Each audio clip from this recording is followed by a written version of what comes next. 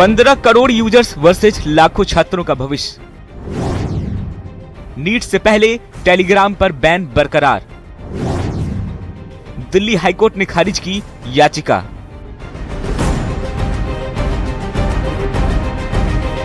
एक सपना जिसके लिए सालों की मेहनत, एक परीक्षा जिस पर लाखों परिवारों की उम्मीदें टिकी होती है, लेकिन जब इसी परीक्षा पर पेपर लीक का साया मंडराए तो भरोसा भी टूटता है और भविष्य भी।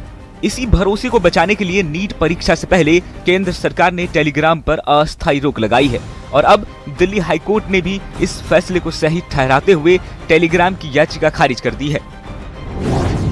केंद्र का फैसला बरकरार, टेलीग्राम की याचिका खारिज। छात्रों के हित को माना अहम। सुनवाई के दौरान अदालत में एक बड़ा सवाल उठा, क्या कुछ लोगों को रोकने के लिए पूरे प्लेटफॉर्म को बंद किया जा सकता है? कोर्ट ने यह भी कहा कि 150 मिलियन यूजर्स के अधिकारों पर रोक लगाने का सवाल आसान नहीं है, लेकिन सरकार ने दलील दी कि जब बात लाखों छात्रों के भविष्य और सार्वजनिक हित की हो तो अस्थायी प्रतिबंध जरूरी हो सकता है। कानून में ऐसा प्रावधान नहीं। नीट से देश की संप्रभुता कैसे प्रभावित? दूसरे प्लेटफॉर्म भी इस्तेमाल हो रहे। टेलीग्राम ने अदालत में कहा कि अगर आदेश का आधार ही खत्म हो जाए तो आदेश भी नहीं टिक सकता। कंपनी ने सवाल उठाया कि क्या नीट जैसी परीक्षा को देश की संप्रभुता और अखंडता से जोड़कर पूरे प्लेटफॉर्म पर रोक लगाना उचित है। उसका तर्क था कि देश में दूसरे मैसेजिंग प्लेटफॉर्म और बिजनेस गतिविधियां भी सामान्य रूप से चल रही है। पेपर लीक रोकना जरूरी। टेलीग्राम की प्राइवेसी बड़ी चुनौती। आतंकियों का पसंदीदा प्लेटफॉर्म होने का दावा। सरकार ने अदालत को बताया कि टेलीग्राम की प्राइवेसी पॉलिसी और डेटा डिलीट होने की व्यवस्था जांच एजेंसियों के लिए बड़ी चुनौती है। सरकार ने यह भी दावा किया कि ये प्लेटफॉर्म आतंकवादी गतिविधियों में भी इस्तेमाल होता है और इसकी तकनीकी संरचना कानून लागू करने वाली एजेंसियों के सामने मुश्किलें खड़ी करती है। सरकार का कहना था, जब लाखों छात्रों का भविष्य दांव पर हो तो अस्थायी रोक सार्वजनिक हित में थी। एक पेपर लीक सिर्फ एक परीक्षा खराब नहीं करता, ये किसी किसान के बेटे का डॉक्टर बनने का सपना छीन सकता है, ये किसी मजदूर की बेटी की सालों की मेहनत पर पानी फेर सकता है, ये उन लाखों परिवारों का भरोसा तोड़ सकता है जो अपनी उम्मीदें सिर्फ एक परीक्षा पर टिकाए बैठे हैं।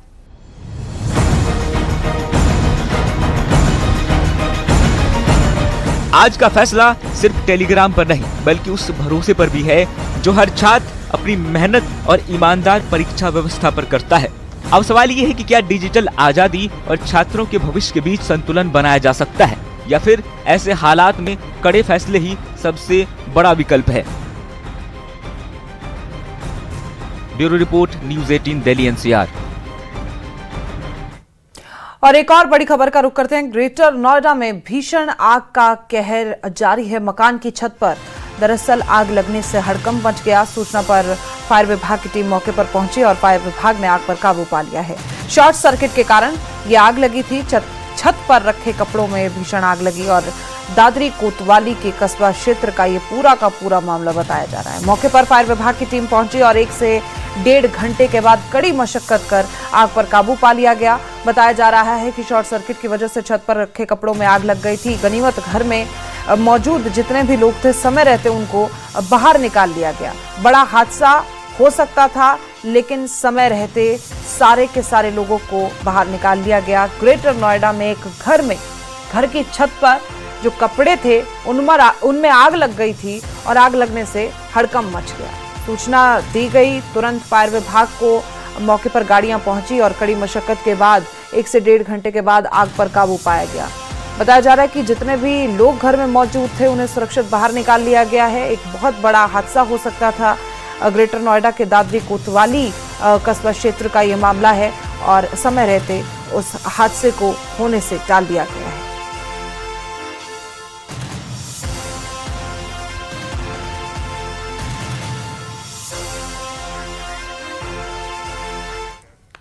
वहीं नोएडा जीआईपी और गार्डन गैलेरिया के बीच जमीन बेचेगी नोएडा अथॉरिटी। 15,000 वर्ग मीटर प्राइम लैंड की नीलामी की तैयारी चल रही है। जीआईपी कैंपस गेट नंबर 10 और 11 के बीच जो जमीन स्थित है उसकी ई ऑक्शन के जरिए बेचने की तैयारी नोएडा अथॉरिटी कर रही है। जमीन फिलहाल पार्किंग और पाथवे के रूप में इस्तेमाल हो रही है और इसी जमीन पर एक रेस्टोरेंट था। 90 मीटर की ऊंचाई पर झूले नुमा कुर्सियों पर लोग डिनर किया करते थे। जीआईपी मॉल का निर्माण यूनिटेक ग्रुप ने किया था और यूनिटेक ग्रुप दिवालिया हो चुका है। साल 2020 में सुप्रीम कोर्ट ने पुराने बोर्ड कलभावना कर नए बोर्ड की जिम्मेदारी ये दी गई है। माना जा रहा है कि ये ऑक्शन के बाद जीआईपी और गार्डन गैलेरिया कैंपस अलग अलग हो जाएंगे। अभी इससे पहले ये दोनों दरअसल एक ही थे। अब इन दोनों के बीच की जो जमीन है नोएडा अथॉरिटी को सौंप दी गई है और ये जमीन लगभग 15,000 वर्ग मीटर बताई जा रही है और प्राइम लैंड है। इसकी नीलामी की तैयारी चल रही है। नोएडा अथॉरिटी इसकी ई ऑक्शन करेगी। जीआईपी कैंपस जो गेट नंबर 10 है और 11 है उसी के बीच में ये जमीन है। इसके बीच में एक रेस्टोरेंट चल रहा था। आपने तस्वीरें बीच में देखी भी होंगी जब आप उस रास्ते से गुजरते होंगे। एक रेस्टोरेंट वहां चल रहा था जिसमें एक क्रेन के जरिए हवा में ऊपर ले जाकर डिनर कराया जाता था। अब इस जमीन की ई ऑक्शन की तैयारी चल रही है। ई ऑक्शन के जरिए से बेचने की तैयारी नोएडा अथॉरिटी कर रही है। जमीन फिलहाल अभी आपको बता दें जो इस्तेमाल की जा रही है वो पार्किंग और पाथवे के रूप में उसका इस्तेमाल हो रहा है और इसी जमीन पर आपको बताया पहले भी एक रेस्टोरेंट था। अब ये दरअसल पूरी की पूरी जमीन जो है वो यूनिटेक ग्रुप ने खरीदी थी और अब वो दिवालिया हो चुका है। साल 2020 में ही सुप्रीम कोर्ट ने पुराने बोर्ड को नए भाव तय करने की जिम्मेदारी दी थी और अब ई ऑक्शन के जरिए इसकी कीमत लगाई जाएगी और जीआईपी और गार्डन गैलेरिया के कैंपस दोनों अलग अलग हो जाएंगे।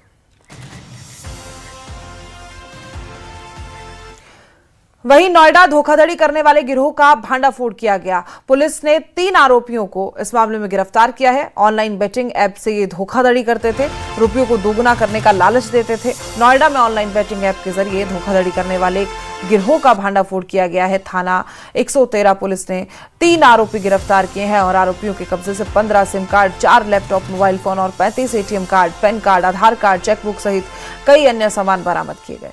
आरोपी गैंग सोशल मीडिया प्लेटफॉर्म पर एडवर्टाइजमेंट देकर ठगी किया करते थे। वेबसाइट और ऐप के माध्यम से रुपयों को दोगुना करने का लालच दिया करते थे। अब पुलिस ने इसी मामले में संलिप्त 3 आरोपियों को पकड़ा है। उनसे पूछताछ की जा रही है। लगातार खंगाला जा रहा है कि और कितने साथी इनके इस मामले में संलिप्त हो सकते हैं।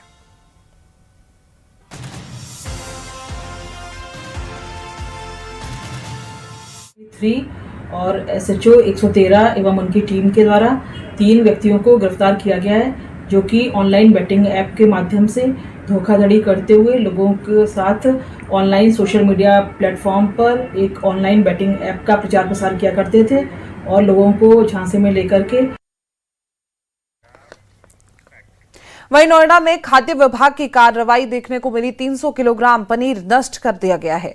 मिलावटखोरों के खिलाफ यह अभियान चलाया जा रहा है और लगातार अभियान जारी है। दूध और पनीर के नमूने जांच के लिए भेजे गए। नोएडा में खाद्य विभाग ने यह कार्रवाई की जिसमें 300 किलोग्राम पनीर खाद्य विभाग ने नष्ट किया है। सूचना के आधार पर ये दूध और पनीर के 5 सैंपल जांच के लिए भेजे गए।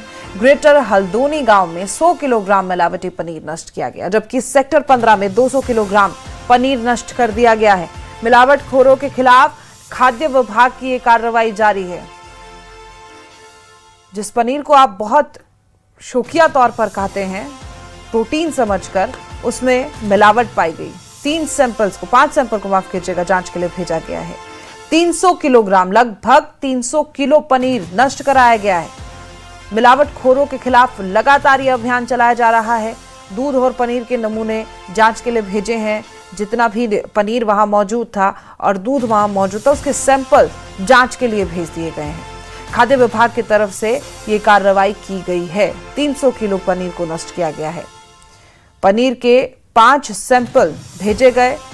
100 किलो लगभग ग्रेटर हल्दोनी गांव में ये पनीर मिलावटी मिला था जिसके बाद उसे नष्ट कर दिया गया है। अधिकारी वहां मौजूद कूड़े के इस डंपर में पनीर को डालते हुए दिखाई दे रहे हैं जबकि सेक्टर 15 में भी सूचना मिली थी वहां लगभग 200 किलो पनीर को नष्ट किया गया है।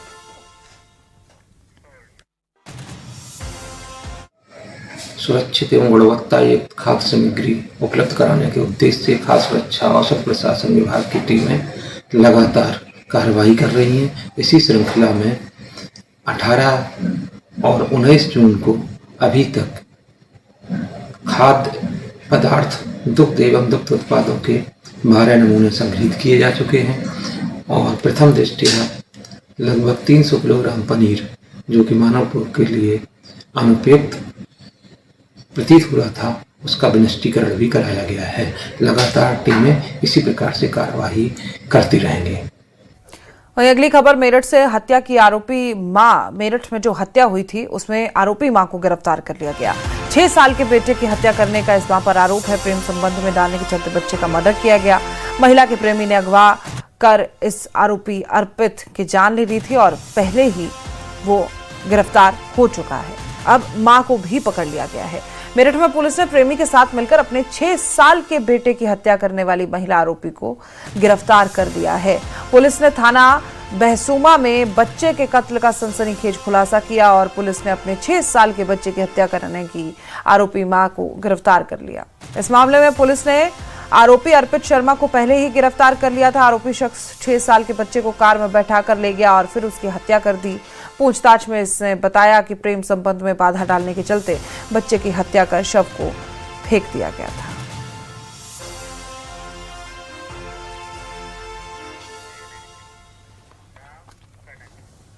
वहीं बागपत में प्रेम प्रसंग के चलते पति की हत्या के मामले में पुलिस ने बड़ा खुलासा करते हुए मुख्य आरोपी को गिरफ्तार कर जेल भेज दिया है। पुलिस जांच में सामने आया है कि 2 बच्चों की मां पत्नी ने अपने प्रेमी के साथ मिलकर पति की हत्या की और साजिश रची। पति प्रेम संबंधों में बाधा बन रहा था, इसलिए पहले उसे नशीला खीर देकर बेहोश किया गया और उसके बाद उसका गला दबाकर उसे मौत के घाट उतार दिया गया। पुलिस पहले ही पत्नी को गिरफ्तार कर जेल भेज चुकी है, जबकि अब मुख्य आरोपी भी पुलिस की गिरफ्त में आ गया है।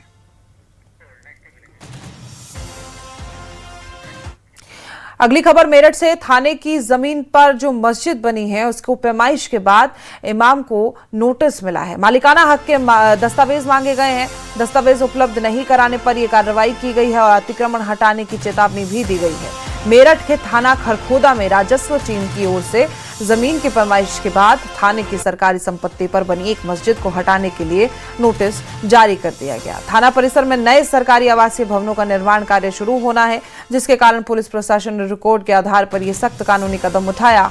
पुलिस ने राजस्व रिपोर्ट के हवाले से मस्जिद प्रबंधन से संबंधित मालिकाना हक के दस्तावेज मांगे हैं और तय समय में जवाब न मिलने या कागजात नहीं दिखाने पर अतिक्रमण हटाने की चेतावनी दी गई।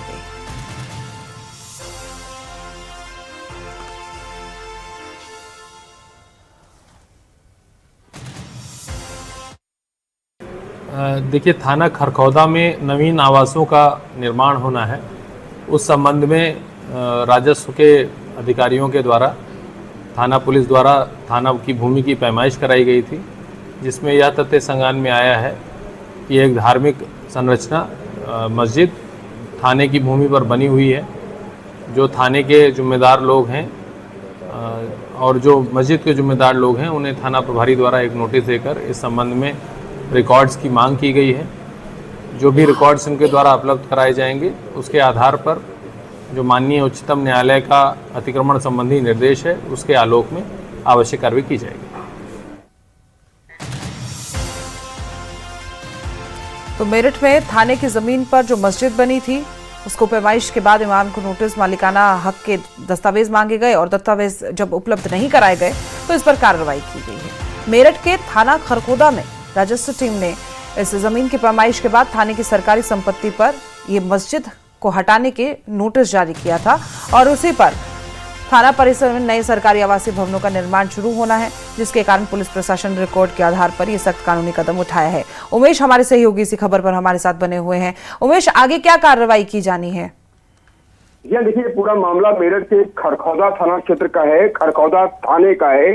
थाने की जमीन पर एक मस्जिद है और जब पैमाइश हुई तब इस बात का खुलासा हुआ। राजस्व अभिलेखों में ये दर्ज है जमीन थाने के नाम पर, लेकिन यहाँ पर मस्जिद बना दी गई और निश्चित तौर पर ये मस्जिद कमेटी के लोगों को नोटिस दी गई है और नोटिस में उनसे जवाब मांगा गया है कि इस बाबत का अगर कोई रिकॉर्ड हो तो वो उपलब्ध कराएं, और अगर रिकॉर्ड उपलब्ध नहीं है तो एसएसपी मेरठ अविनाश पांडे का कहना है कि इस मामले में सख्त एक्शन लिया जाएगा और अतिक्रमण पर जो कार्रवाई होती है वैसे ही यहाँ भी कार्रवाई की जाएगी अगर रिकॉर्ड उपलब्ध नहीं कराए जाते हैं तो।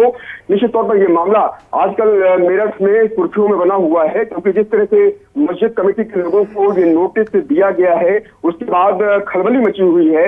मस्जिद कमेटी के लोग बीते दिनों आला पुलिस अधिकारियों से भी मिल करके आए थे और अपनी बात रखी थी, लेकिन एसएसपी मेरठ अविनाश पांडे का कहना है कि पूरे मामले पर उच्चतम न्यायालय के जो निर्देश है कि जहां अगर कहीं अतिक्रमण है तो उसको हटाया जाएगा और उसी के आधार पर कार्रवाई की जाएगी। तो देखने वाली बात होगी कि इस मसले पर आगे क्या होता है।